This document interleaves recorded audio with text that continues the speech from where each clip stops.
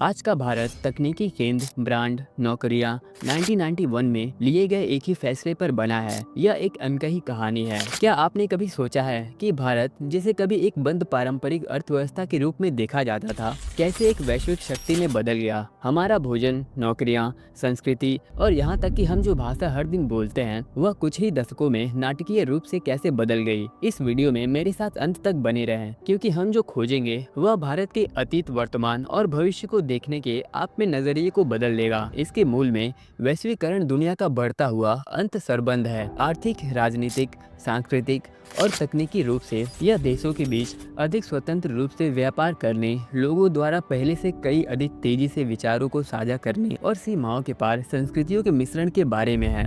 अब यह अवधारणा नई नहीं है। वास्तव में वैश्वीकरण की जड़ें सदियों पुरानी है। प्राचीन सिल्क रोड से जो भारत को चीन और यूरोप में जोड़ती थी, वास्को डी गामा जैसे खोजकर्ताओं की समुद्री यात्राओं तक, जो 15वीं शताब्दी में भारतीय तटों पर पहुंचते थे। लेकिन आधुनिक वैश्वीकरण, जिसे पूरी अर्थव्यवस्थाओं को नया रूप दिया, वास्तव में 20वीं शताब्दी में विशेष रूप से द्वितीय विश्व युद्ध के बाद तेज हुआ। तेज परिवहन, संचार और अंतर्राष्ट्रीय कंपनियों के उदय के साथ दुनिया एक बड़े वैश्विक गांव की तरह लगने लगी। और भारत के बारे में क्या? यह कहानी एक महत्वपूर्ण वर्ष 1991 में नाटकीय मोड़ लेती है। 1991 में भारत के अधिक इतिहास में एक महत्वपूर्ण मोड़ था। उस समय भारत को एक गंभीर वित्तीय संकट का सामना करना पड़ा था। हमारा विदेशी समुद्र भंडार इतना कम था कि हम मुश्किल से 3 सप्ताह का आयात कर सकते थे। मुद्रास्फीति नियंत्रण से बाहर थी, व्यवसाय बंद हो रहे थे और नौकरियां खत्म हो रही थी। फिर डॉक्टर मनमोहन सिंह आए, जो प्रधानमंत्री पीवी नरसिम्हा राव के अधीन वित्त मंत्री के रूप में कार्यरत थे। साथ मिलकर उन्होंने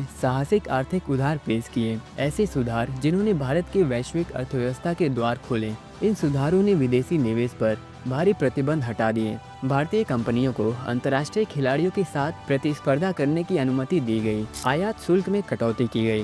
निर्यात को अधिक प्रतिस्पर्धी बनाने के लिए रुपए का अमूल्य किया गया और निजी क्षेत्र को अंततः बोझित लाइसेंस राज से मुक्त कर दिया गया। सरल शब्दों में, भारत ने केवल खिड़कियां नहीं खोली, इसने दरवाजे भी खोले। वैश्वीकरण अब दस्तक नहीं दे रहा था, इसका आधिकारिक तौर पर स्वागत किया गया। बदलाव के पहले संकेतों से एक हमारे जॉब मार्केट में दिखाई दिया। अचानक बहुराष्ट्रीय कंपनियों ने पूरे भारत में अपने कार्यालय खोलने शुरू कर दिए। बदलाव के पहले संकेतों में से एक हमारे जॉब मार्केट में दिखाई दिया। अचानक बहुराष्ट्रीय कंपनियों ने पूरे भारत में अपने कार्यालय खोलने शुरू कर दिए। विनिर्माण संयंत्रों से लेकर आईटी पार्क और कॉल सेंटर तक अवसर मिलने लगे। बेंगलोर, हैदराबाद, पुणे और गुड़गांव जैसे शहरों में तेजी से बदलाव हुए। आईटी उद्योग में तेजी से उछाल आया और भारत को जल्द ही पूर्व सिलिकॉन वैली का उपनाम मिला। इन्फोसिस, सीटीएस और विप्रो जैसी कंपनियां घर घर में मशहूर हो गईं, जबकि आईबीएम और माइक्रोसॉफ्ट जैसी वैश्विक दिग्गज कंपनियों ने भारतीय शहरों में अपना कारोबार स्थापित किया। और फिर बीपीओ क्रांति आई। देश भर में युवा स्नातकों ने रात की शिफ्ट में काम करना शुरू कर दिया। दुनिया भर के क्लाइंट से आने वाले ग्राहकों, कई लोगों के लिए यह अंतर्राष्ट्रीय कार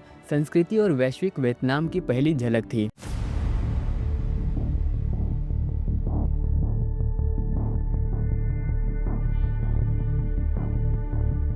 हालांकि यह उछाल पूरे देश में एक जैसा नहीं था। ग्रामीण भारत में वैश्वीकरण का प्रभाव मिला जुला रहा। एक तरफ कपास, मसाले या चाय उगाने वाले किसानों को अंतर्राष्ट्रीय बाजारों तक पहुंच मिली। दूसरी तरफ विदेशों से सस्ते आयात के आने से स्थानीय कारीगरों और छोटे उत्पादकों का जीवन कठिन हो गया, लेकिन कई पीछे छूट गए। वैश्वीकरण ने धन पैदा किया, लेकिन इसने असमानता भी पैदा की। संस्कृति, भाषा और दैनिक जीवन, यह बदलाव सिर्फ आर्थिक नहीं था, यह सांस्कृतिक था और बहुत व्यक्तिगत भी। आज किसी भारतीय के लिए मंदिर जाने के बाद मैक आलू टिक्की बर्गर खाना या मार्वल सुपर हीरो फिल्म देखने से पहले पंजाबी रैप सुनना बिल्कुल सामान्य बात है। अंग्रेजी, जिसे कभी कूलिंग वर्ग का भाषा माना जाता था, अब आधुनिक भारत की आम भाषा बन गई है। दरअसल हम सिर्फ हिंदी या अंग्रेजी नहीं बोलते, हम इंग्लिश बोलते हैं। पिज्जा हट, केएफसी और स्टारबक्स जैसी वैश्विक श्रृंखलाएं भारतीय शहरों में सिर्फ प्रवेश ही नहीं कर पाई, उन्होंने भारतीय स्वाद के अनुसार खुद को ढाल लिया। शाकाहारी मेन्यू से लेकर त्योहारी छूट तक उन्होंने जल्दी ही सीख लिया कि भारत में वैश्वीकरण को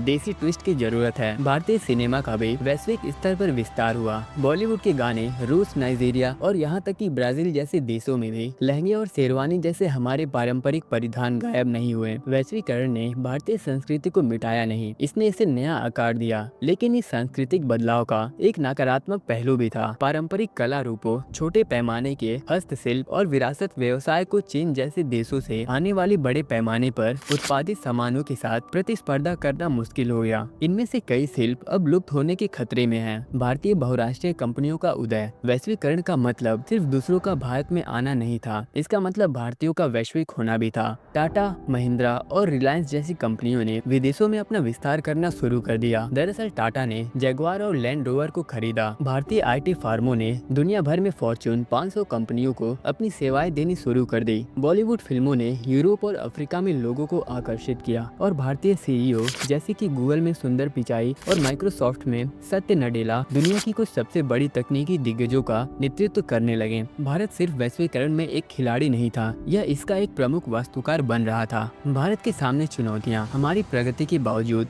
वैश्वीकरण की चुनौतियां बनी हुई हैं। ग्रामीण शहरी विभाजन बढ़ रहा है। पारंपरिक सिल्क और छोटे उद्योगों को तत्काल सहायता की आवश्यकता है। हमारे युवा अब सिर्फ साथ ही भारतीय के साथ प्रतिस्पर्धा नहीं कर रहे हैं, वे दुनिया भर के श्रमिकों के साथ प्रतिस्पर्धा कर रहे हैं। आर्थिक असमानता भी बढ़ रही है, जबकि भारत पहले से कई ज्यादा अरबपति पैदा करता है। लाखों लोग अभी भी गरीबी रेखा से नीचे रहते हैं। भारत इतिहास के एक निर्णायक मोड़ पर खड़ा है। दुनिया की सबसे बड़ी युवा आबादी, तेजी से बढ़ती डिजिटल अर्थव्यवस्था और एक शक्तिशाली वैश्विक प्रवासी। हमारे पास दुनिया को अगले अध्याय में ले जाने की क्षमता है, लेकिन हमें समझदारी से काम लेना चाहिए। हमें नवाचार को अपनाते हुए अपनी विरासत की रक्षा करनी चाहिए। डिजिटल युग के लिए अपने ग्रामीण युवाओं को सशक्त बनाना चाहिए। स्थानीय व्यवसायों का समर्थन करना चाहिए। भारतीय पहचान के साथ वैश्विक प्रभाव को संतुलित करना चाहिए, क्योंकि वैश्वीकरण का मतलब सिर्फ अपनी सीमाएं खोलना नहीं है, इसका मतलब है आत्मविश्वास के साथ दुनिया में कदम रखना। वैश्वीकरण ने भारत को बदल दिया और अब भारत दुनिया को बदलने की शुरुआत कर रहा है। असली सवाल यह है, क्या हम बस अनुकूल करेंगे या हम नेतृत्व करेंगे? चुनाव हमारा है। अगर आपको ये वीडियो अच्छी लगी हो